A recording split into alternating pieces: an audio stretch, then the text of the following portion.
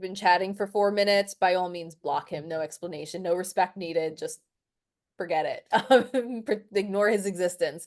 But like in other cases, like you might be talking, maybe the conversation gets flirtatious, and then like he says something that to you crosses a line. It doesn't mean he's a any there's it's not good, it's not bad. It's like very simple to just be like, I would like to keep this conversation within these parameters for now. You know, and if it feels bad for you, maybe you decide it's not a match, and that's totally okay, but that doesn't mean that there's something wrong with that person. Yeah, I And think the that opposite there's too. always a need and an ability for that just clear, respectful communication because you don't gain anything by trashing someone's preferences. It doesn't Mhm. help any particular situation. And while you may be shocked or,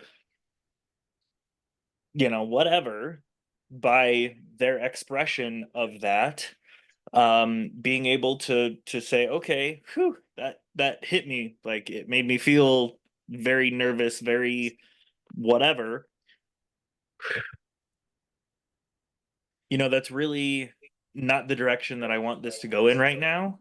So, you either shut off communication and say, I'm really not looking for that right now. Thank you for your time. Or I'd like to wait a little bit more time to get to know you before we get into that, or something like it doesn't have to be, oh my God, you're a pervert, or like any of those negative, like terminology that gets thrown around all the time. Now, granted, for some people, that may fit the exact definition of what they feel like is going on, but that doesn't mean that it was intended that way.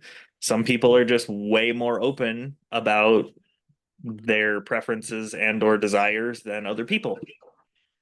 Yeah. Um, and I think it's important to bring up too that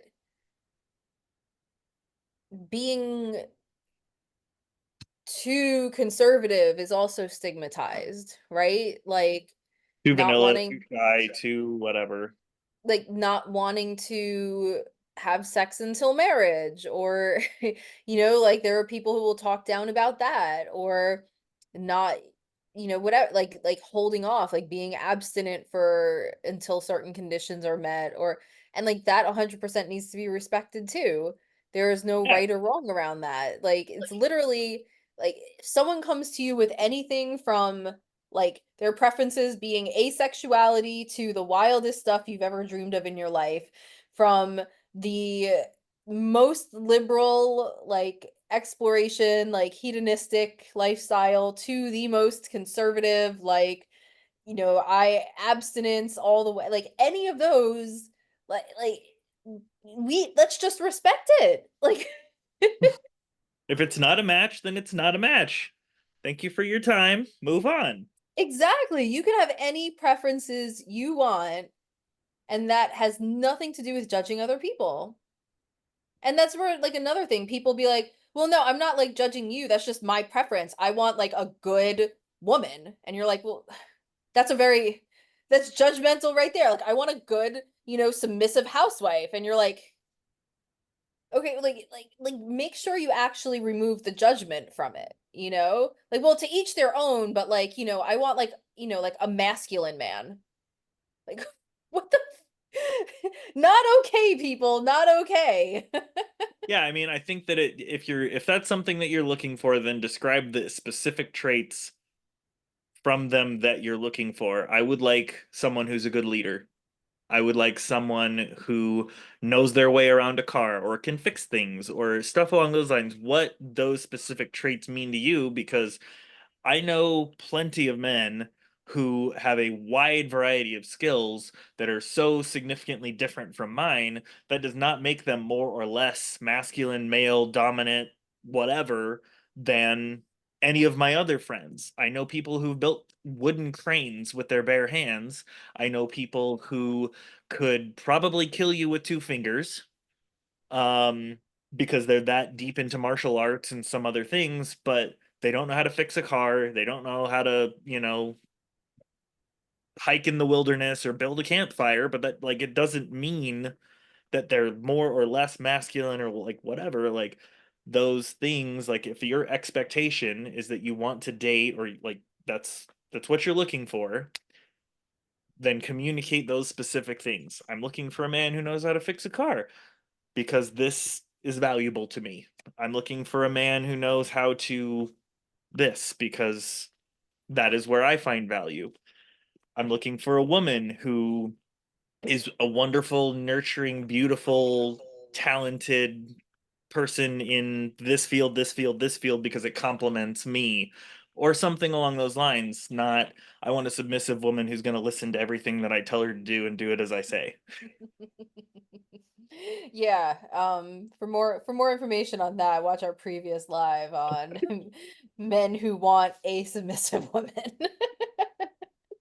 No, I don't want a submissive woman. I want a woman who is strong in her own right, who recognizes that we have compatibility across multiple fields, but is still comfortable with letting me lead in most of the things that I actually should be leading in because I have those skills.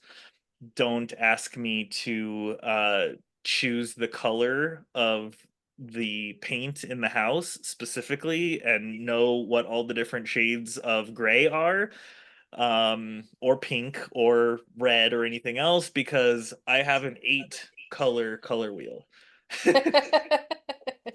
But if you need me to change your brakes or build a house or um, reorganize your finances, I can do all those things with my eyes closed.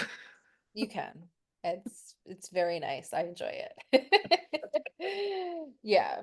And personally, I love the leadership style that I compare to like the CEO, like the person who can lead without always having to be in charge of everything, but can be like, "Hey, you're the right person to be in charge of this. I'm going to need you to step up now and do this thing you're great at." Like I love that kind of leadership. Which is one of the things that I enjoy about our relationship because you enjoy leading and then there are times when you're like, "I need you to do this thing." I'm like, "Yes, sir." Yes, I'm in need of this particular part of your trait portfolio. Please bring it out. Yeah. Yeah, it's nice.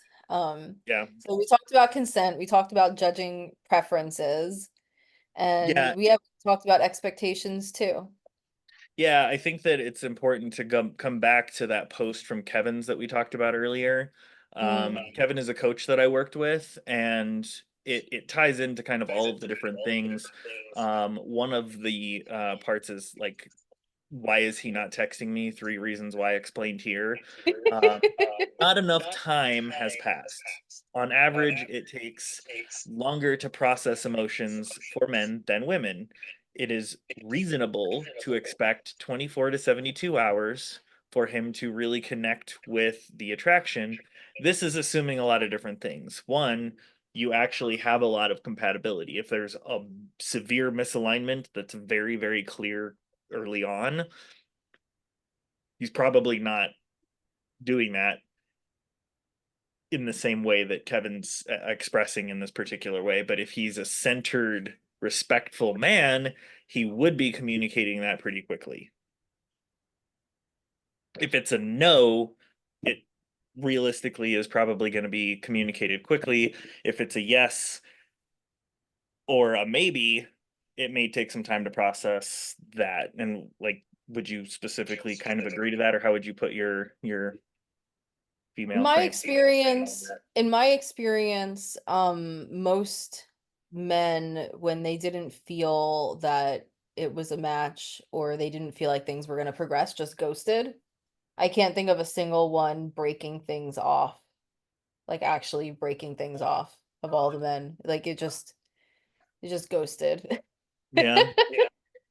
It's interesting because I don't Excuse me. know where it comes from. I know that there's a lot of people who get very, very triggered by something along those lines, but back to sort of like ground rule expectations, less than 5 dates, less than, I don't know how many months you would have to communicate with someone before there should be any kind of expectation that you're going to continue to talk.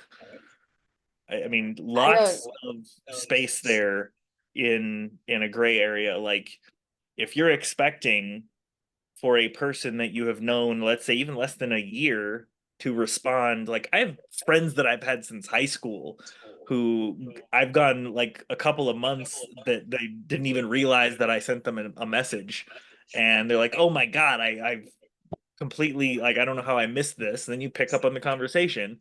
I mean, dating is obviously a little bit different, especially if you're on a dating app, because you assume that the person is actively looking for something, but that doesn't necessarily mean that it's not going to be casual, whether that's with or without um, certain consensual activities being present. In my particular case, when I say casual dating, it doesn't specifically mean that it includes those activities. When I was casually dating before we met in person, it was strictly like just meeting people and talking to them and seeing if there was any kind of connection to start with that was worth pursuing. And then I met this wonderful woman in front of me. So just shut that right down. Yeah. Yeah. But yeah, it's one of those things where I think there's got to be sort of an understanding that unless you communicate something, don't assume that they're going to think the way that you do, or that your expectations are going to be the same in any way, shape, or form. Because just because I mean, you can come from the same religion, you come from different religions, you could come from the same, socioeconomic, political backgrounds, like anything else. Nothing is guaranteed to be the way you think it is unless you Mhm. communicate it or with the other person. And on top of that communication, you see the actions that follow it up. Because if you don't see that, then I mean, until you see that loop continuing to evolve and connect itself, they said this, they did this, they said that, they did that, they did this, and like you just keep kind of revolving that thing around. That's what builds trust and that expectation that they're not just going to disappear, at least hopefully. Yes. Oh my God, like perfectly said. Like for me, it's so important to actually see certain things for myself on a consistent basis before progressing a relationship, whether it's progressing to exclusivity or progressing to engagement or to marriage. Like there are certain things I need to see for myself, not their account of it, not their point of view of it. I need to see it and experience it for myself and decide what I think and feel about it before I know if things can progress. And that's another reason. It's like I don't I was never exclusive after 3 dates. I wasn't playing hard to get. There were no games. It felt inauthentic to me. It was just Yeah. I not don't I real. can't imagine what I would need, or how what you would need to see, what conversations you would need to have, and like everything else, because that's such a short amount of time to have developed a significant level of trust to know what to expect from someone. Like that level of trust I don't think can be built in just a few dates or even in a few months. um I mean, for us, I feel like we really got a pretty decent idea around 5 months, um, somewhere in that ballpark, because we'd gone through um, us meeting and then the kids all getting together. And obviously, that first time that we had all the kids together, we didn't have the greatest experience. But through the communication and through like using the tools that each of us learned after our divorce and through therapies and coaching and like all these other things, we kind of regathered the different parts and realigned like what we thought was where, and really just had a big time status update, like, hey, where do you feel like this is at? Yeah. And Yeah. then we kind of walked on into, where we are now, which I mean, it took, what did I say, 8 months. It was about eight, a little over 8 months before we decided to label what it was. And Yeah, 8 months after we met in person. yeah, in person, we'd known each other for like a year and a half, or Hmm. like known of each other for a year and a half. Yeah. I think our first conversation online was what, June of 22? Yeah. And then we met in person March of 23. And then we made our relationship official November of 23. Yeah. Lots of time. Hmm. Granted, I think it could have gone faster, obviously, if we lived near each other, but Yeah. I think what we kind of dedicate towards um, you know, the required slowness, not that either one of us really necessarily wanted it, but you were talking about for a while that you valued how slow we had to go because it gave us this better opportunity to really dig into each other and see the longer term picture of what all the things could look like, because what we're talking about doing is not small. Yeah. Well, also I think um like I just in general notice the opportunities in any situation and try to take full advantage of them. And so the opportunity that came in us going slow was like this like super long honeymoon phase because it's just it you're not in the situations that tend to cause conflict, you know? Like they're just not in them as often. And so it's something I'm really aware of too. And we've talked about this when, like we have this level of closeness and this level of depth that normally wouldn't be achieved after the short amount of time we've been in a relationship. But because we knew each other so long before, and because of how things progress so slowly, we have this depth.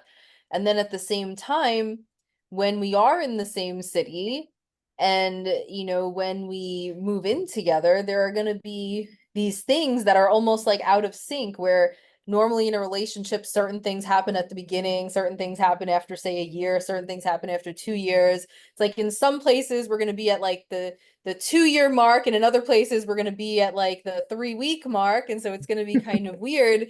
But it's something that I've been really mindful of, as like communicating certain things like that to you. Like when I notice something where I'm like, oh, hey, just to flag for you, I've noticed that we live differently in this way, or we handle situations like this differently, or whatever it is. So it's hopefully not quite as much of a shock. Yeah.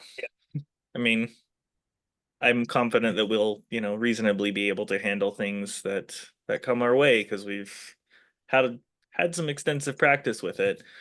Yes. Um, the other part to that post, so like for instance, ladies, if you are looking for a man that is driven and very um passionate about the work that they do, whether it's a career or a side business or entrepreneurship or like whatever, keep in mind that that can take more time than you would expect it to build and create and nurture. And for some people, I think that you can relate to this, Nicole, that for some people, multitasking and being able to jump in and out of tasks quickly is an efficient process. And for some people, it's really not. And in order for a person of that nature to be able to like focus on their work and be able to do it effectively, while they may have moments of downtime in their day where they choose to go to the bathroom or have something to eat or something along those lines, that doesn't mean that they want to open a conversation with someone that they know that they should dedicate extra time to or for, because it's going to take away from their ability to re-engage in their work, and or they don't want to leave the person feeling like they can't dedicate their full attention to them.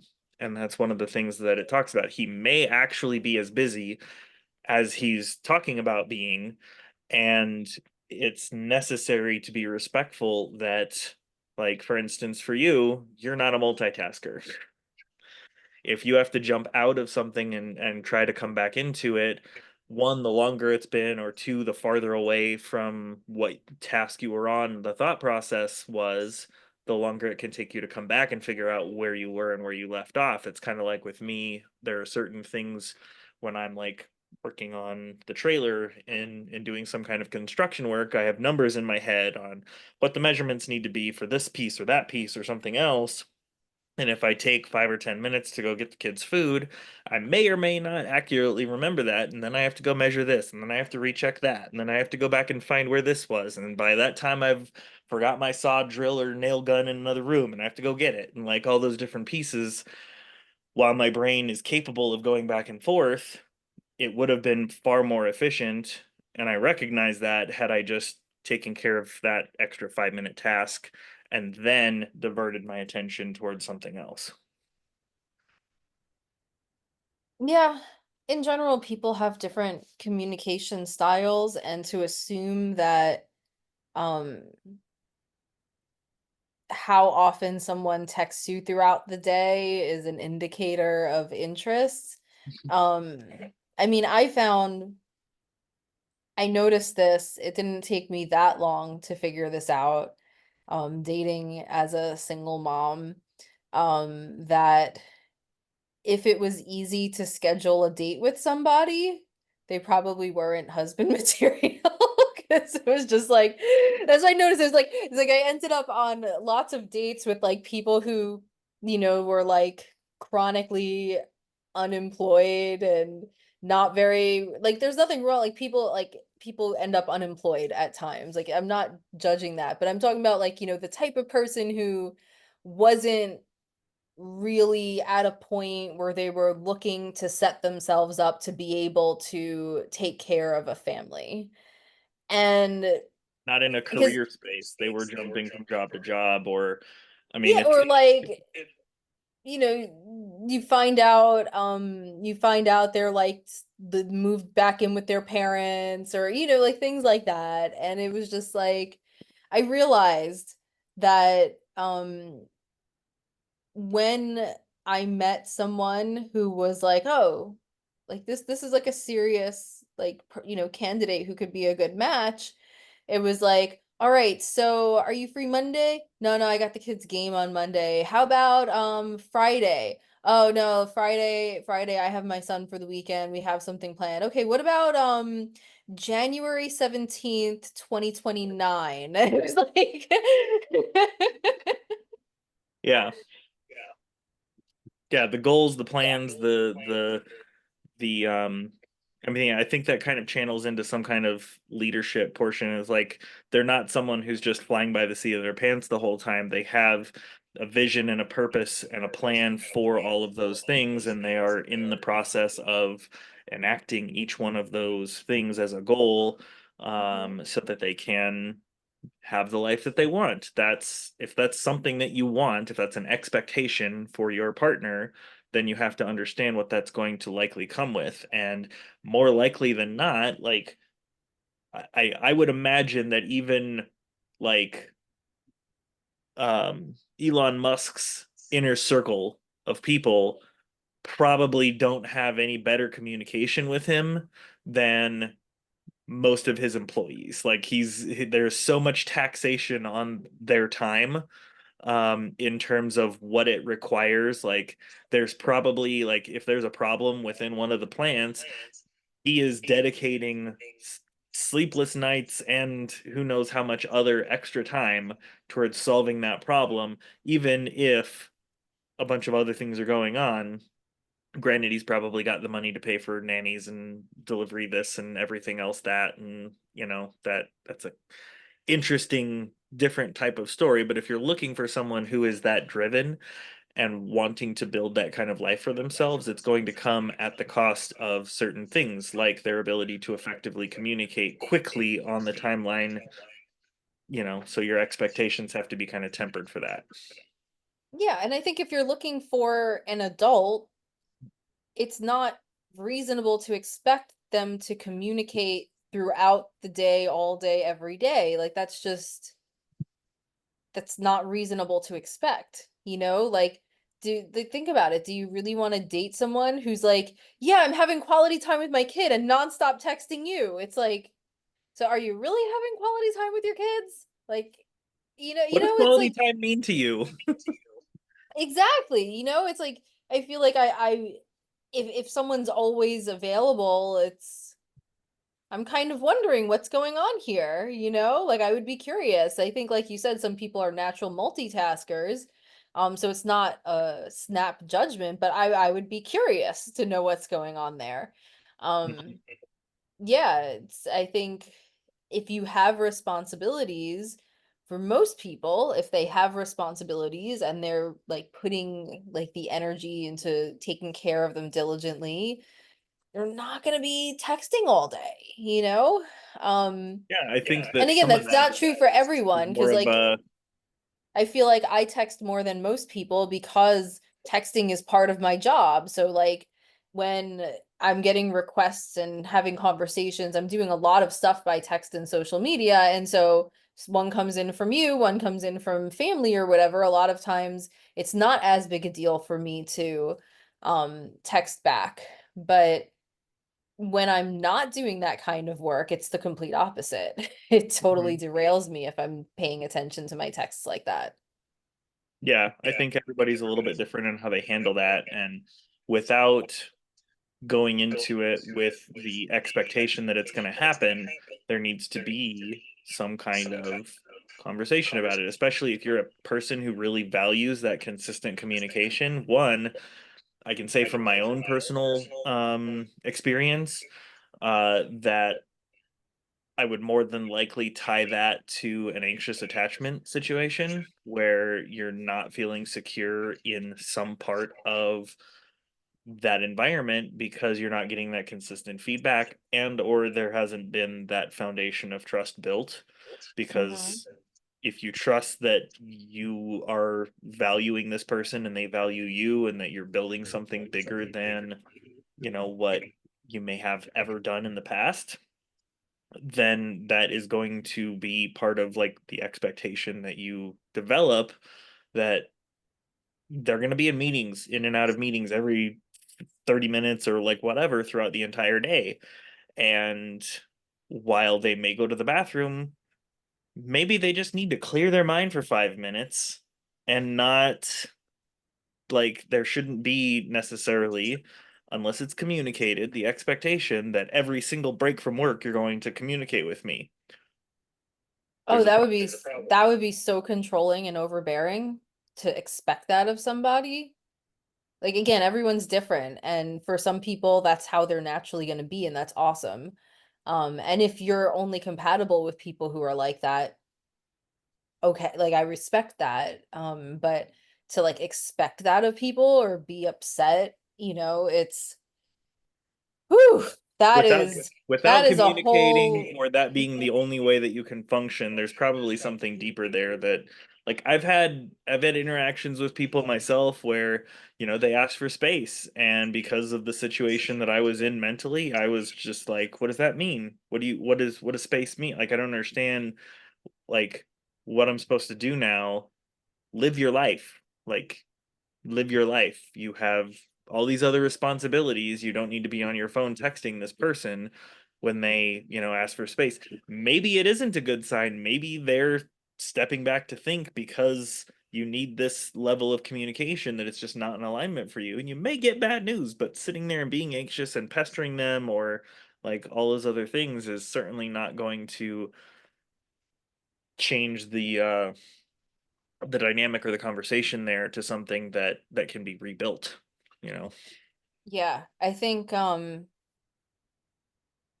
someone's behavior says a lot.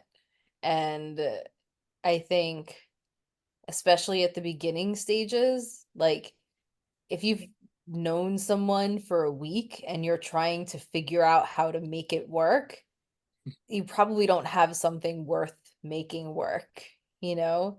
Um, it's like I feel like for compatibility, like if you're already blatantly incompatible in the first week, that is not a good sign.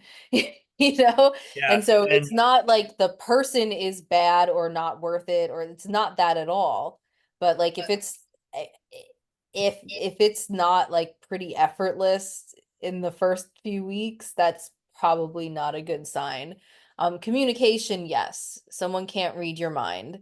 And so things like, I really love it when I get texts throughout the day from the person I'm dating. It lights me up, it puts a smile on my face, it makes me feel valued. Communicating like that and then leave it alone and see what happens. And that tells you what you need to know. Yeah. Not like, well, I told you I like to be texted a lot throughout the day. I didn't hear from you since 4 o'clock. It's 5:30. I mean, Yeah. honestly, anyone who's like, I feel like anyone who's watching this from my page doesn't need to hear half of this. Yeah, probably. There's like And value, like honestly, I don't quality, feel high like value human beings. But yeah, like it's pretty obvious. It's like state your preferences and what you like. If you feel something, right? Like if let's say you feel a spark, but the behavior just isn't really like hitting you the right way, state what you like, state what you enjoy, and then you get to find out if what you like and what you enjoy are important to this person. And that's it. There's no trying to make it work at that stage. It's like yeah, I I think said I enjoy this. He continued doing the opposite. I can see we're not a good match. No drama, yeah, no it doesn't no matter how hot anger, they no are. It doesn't resentment, matter. no bitterness. No, there are no good men out there. Just, oh, we're not a good match. Or women. There's plenty of wonderful women out there. And looking at the world as if the other gender or whoever you prefer to date, whichever group you prefer to date, is not acceptable or compatible or like whatever as a giant, humongous group. Like Take a shower, there's honey. 8 billion people in the world. You can date roughly half of them, depending on your preferences.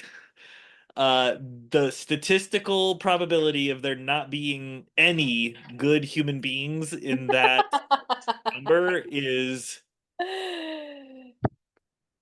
astronomical. Yeah, there are so many, bless you, bud. There are so many wonderful men and women out there. And no, they're not all taken. Because, like, that's the thing that gets me. It's like there are no good men out there. And it's like, so they're all taken. All the good ones are taken. And it's like, but you're single. Like that was the thing. Like how could I say all the good men are taken when I was single?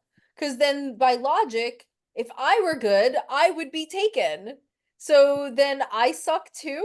I mean, maybe I do. I don't know. That's up to everyone else to decide. I'm sure some of you think I'm suck. Some of you think I suck. I'm sure some of you think I'm perfectly, okay, or you great or whatever. Like, but that logic is just no, no, no, no, no, and it's not going to get you anywhere because think about it. When you're on a date, people can kind of like we can sense humans can sense each other's, vibe. And if you're on a date all defensive, like let me just wait and see if he's going to be an asshole. Like it's When just you're looking for every single way he could be an asshole.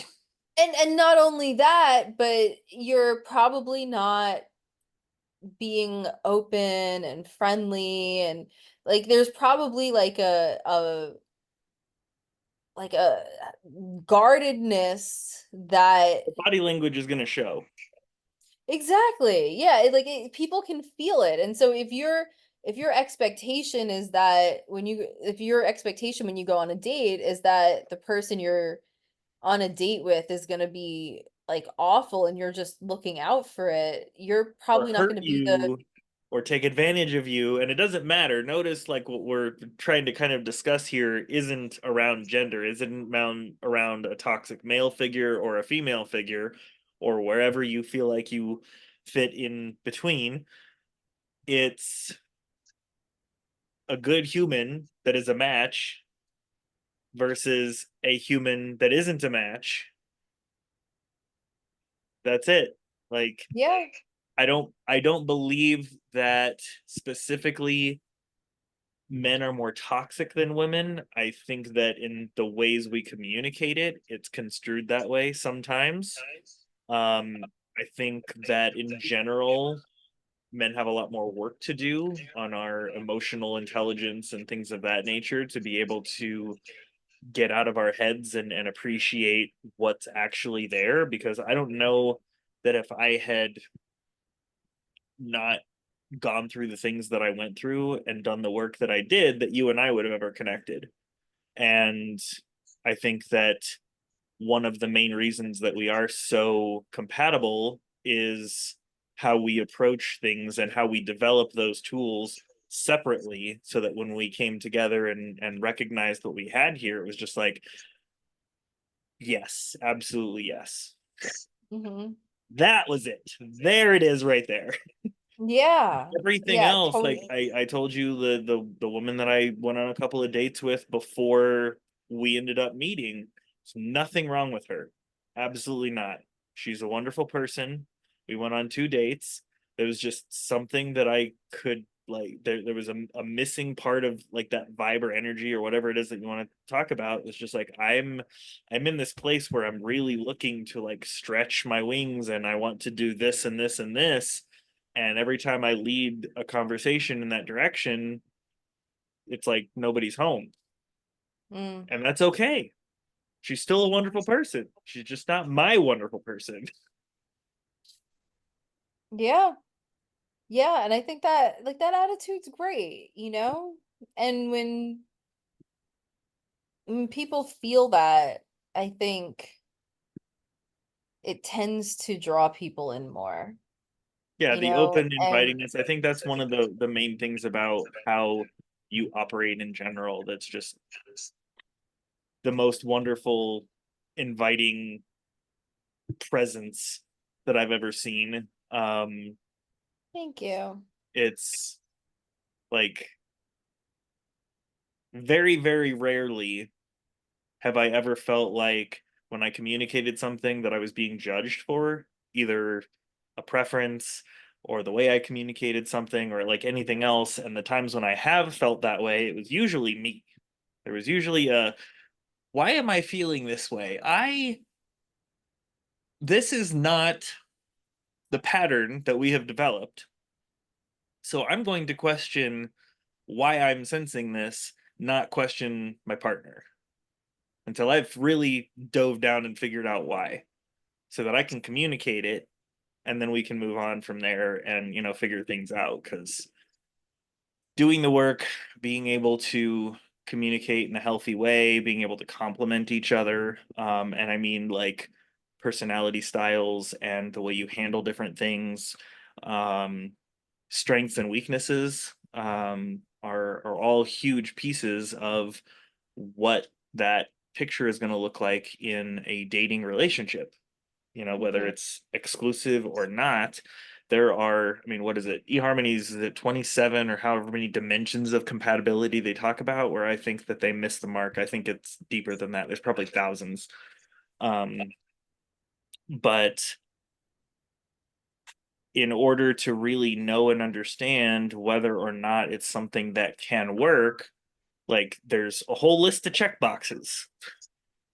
And I don't specifically like to use that because it kind of reduces things down to like it's inhumane almost. Like it doesn't Yeah, make you know my philosophy on checklists. What's that? You know my philosophy on checklists as it comes to dating. Yes, I've made there's spoofs only about two of them. checklists. Yeah, I've definitely literally made spoofs about like being on a date and it's like, "Hi, are you my husband? Let's find out." Okay, number one, check. Number two is like, no one wants to be on a date with that. Yeah. Bad I mean, you idea. could do it Don't get me wrong. mentally, but Having like, standards. Sorry, go ahead.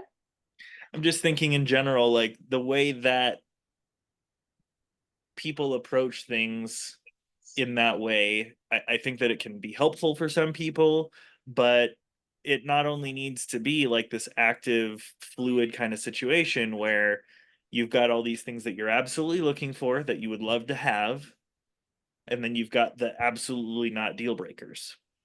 Hmm. And see which one of them gets, hit first. Because I mean, any number of those deal breakers could break things off really, really quickly. But listen to your deal breaker, and if they want something or don't want something that you want, or like however that specifically works for you, listen to it.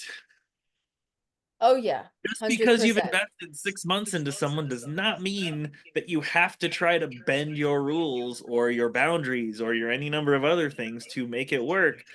You learned so much about yourself, hopefully, in those 6 months, and you can take that into the next relationship, but you don't have to keep trying to make it work when it's obviously not going to. And you don't have to be mad at the other person for not being the match.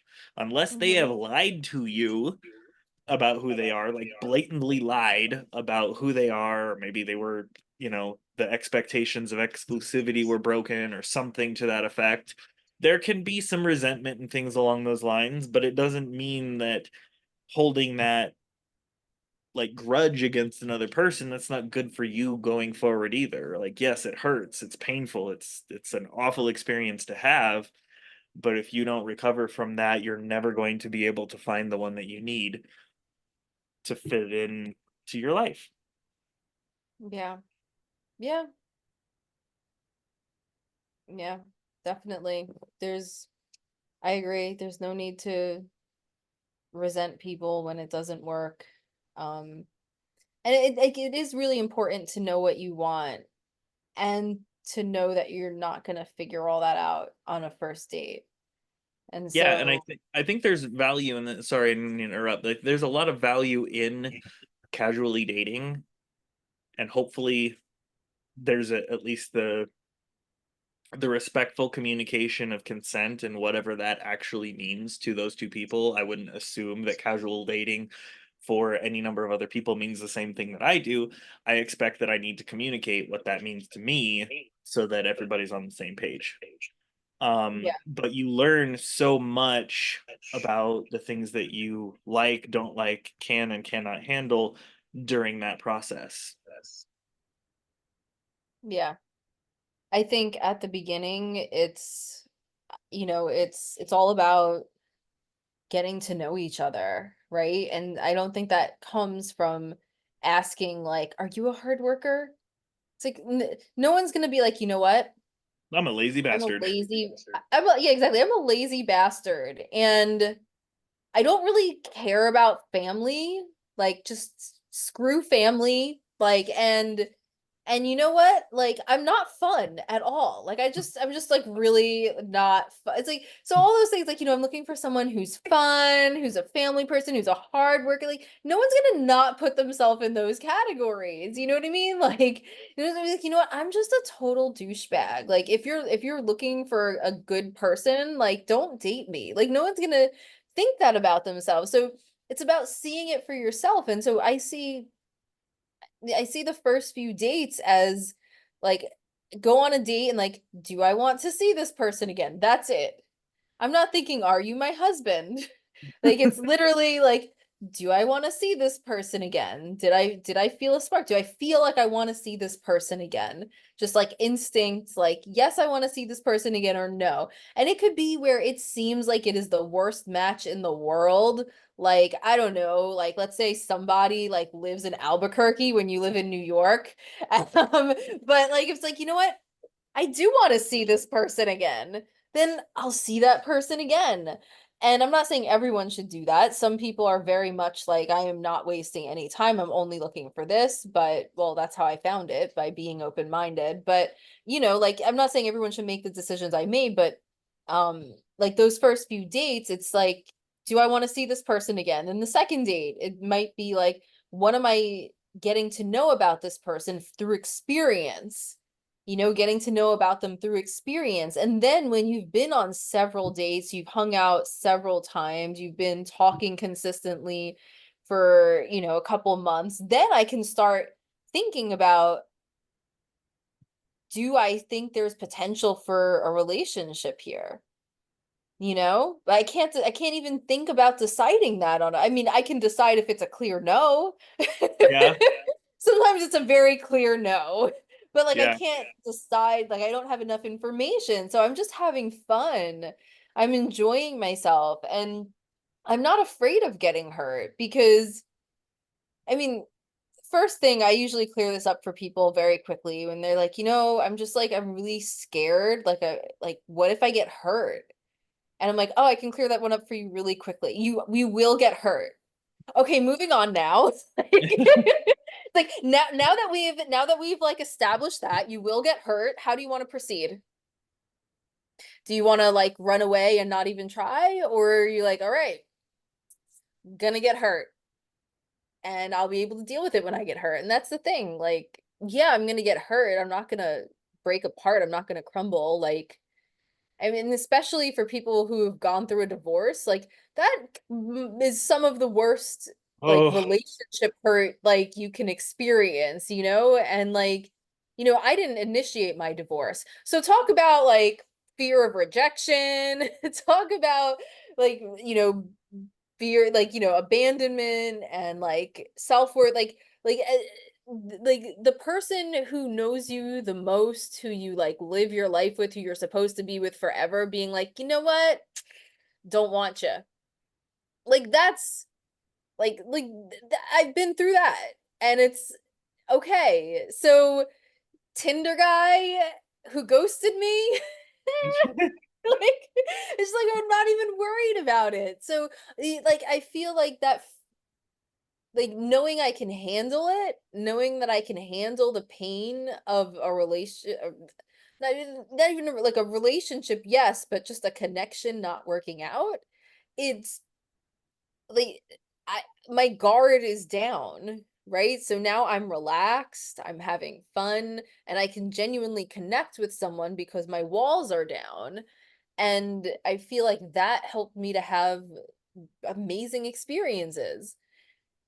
And when I ran into the not so amazing people out there, it like I wasn't like brewing over it for days afterwards. It was like, huh, okay, that just happened. Moving on. Like, I mean, I've yeah. ran into the people. I've ran, like I said, consent, like blatant, like ignoring boundaries that were clearly stated, physically pushing past them. I've had to deal with that. Every woman here has. A lot of the men, I'm sure too. But like consent, ghosting. I was ghosted after 6 months. And it was like, you know what? I can skip the awkward conversation. You've told me everything I need to know. Some Okay. people, some people go back to that. I mean, it depends what you're looking for, like there's nothing, like that's the thing, like there's nothing wrong with going back to certain situations. Like there have been some people where I know that they have their toxic side, and I keep our relationship or our connection, I wouldn't even call it a relationship, to where I'm not exposed to that, where like that can't touch me. It's like our connection is here. It's like everyone has toxic aspects, and it's, are we doing our best with them? Are we working on them? Everyone has them, and some just really display them more than others. Um, but like, for people where they're like, "Oh, I don't know why I keep going back to this guy. We just have the best chemistry." And it's like, if you want to make an empowered choice to be like, "This guy is good for this one thing." And don't get that confused with like, maybe we could work it out. Maybe he's going to come around. Maybe he just doesn't realize. Maybe he's just scared of it, of commitment. Like, no, no, no. It's like, Boundaries. if you want to go back because of that one thing, making a like, if you make an empowered choice to do that, okay. But it's when it gets You all can't be muddy. mad at them afterwards. yeah, it's there, yeah, it's, I don't know, I won't even get into that. I There's think so that much there. where the some of these things come from is ignoring the signs that things aren't aligned or that they're not the person that they're leading on to be, and pretending, or maybe in your imagination you're like, well, that didn't make me feel so good, but you don't communicate it.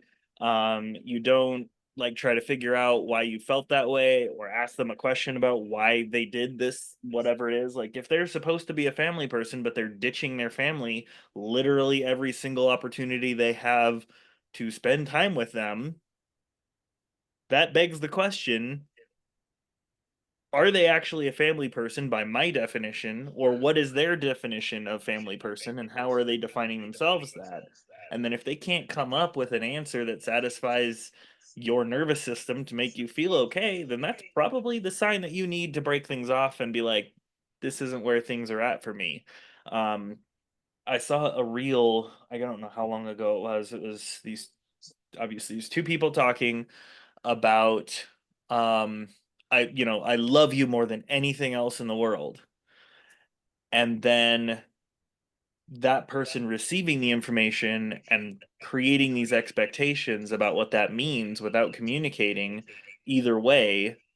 All they said is I love you, and then they're doing all these things that end up making the other person feel hurt or neglected or any number of other things.